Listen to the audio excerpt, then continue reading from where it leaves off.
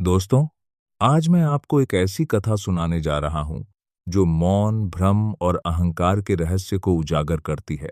यह कथा है नारद मुनि की, एक ऐसी यात्रा जिसमें समय बहता है, जीवन घटता है और अंत में सत्य जागता है।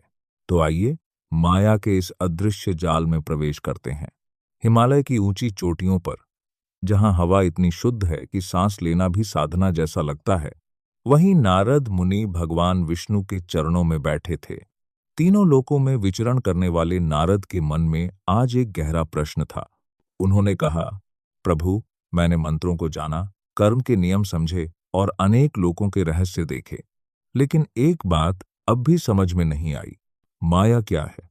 वह कौन सा भ्रम है जो ज्ञानी आत्मा को भी बांध लेता है? भगवान विष्णु मंद मुस्कुराए।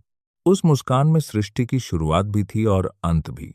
उन्होंने कहा, नारद, माया को शब्दों में नहीं समझाया जा सकता, उसे केवल अनुभव किया जा सकता है।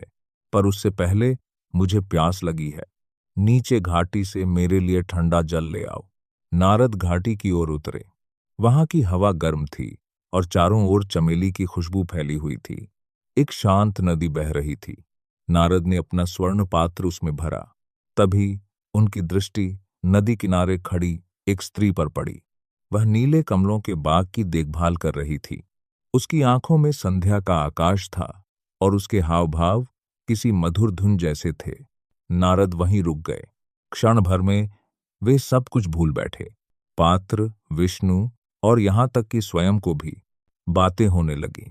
1 घंटा दिन बन गया, दिन महीने बन गए और फिर 1 वर्ष में विवाह हो गया। नारद ने नदी किनारे घर बसाया। वे किसान बन गए। हाथों में मिट्टी की कठोरता थी, मन में फसल की चिंता थी और आंगन में बच्चों की हंसी। 12 वर्ष बीत गए, लेकिन लगे जैसे बस एक पल। नारद अब ऋषि नहीं थे।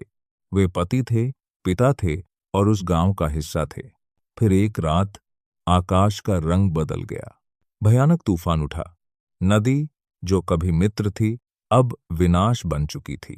पानी गांव को निगलने लगा। नारद पत्नी और बच्चों को बचाने दौड़े, लेकिन धारा निर्दयी थी। एक एक कर सब अंधकार में बह गए। नारद चीखे, नहीं, मेरा संसार, मेरा सब कुछ। तभी एक विशाल लहर आई और नारद को भी अपने साथ बहा ले गई। अचानक सब शांत हो गया।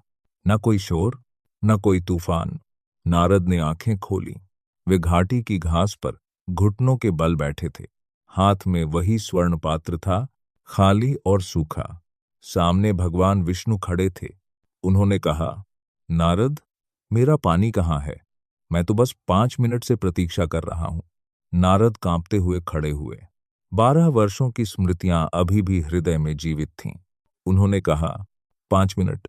प्रभु, मैंने पूरा जीवन जी लिया, सब कुछ पाया और सब कुछ खो दिया। भगवान विष्णु ने शांत स्वर में कहा, यही माया है नारद, मन की वह शक्ति जो एक क्षण में पूरा संसार रच देती है।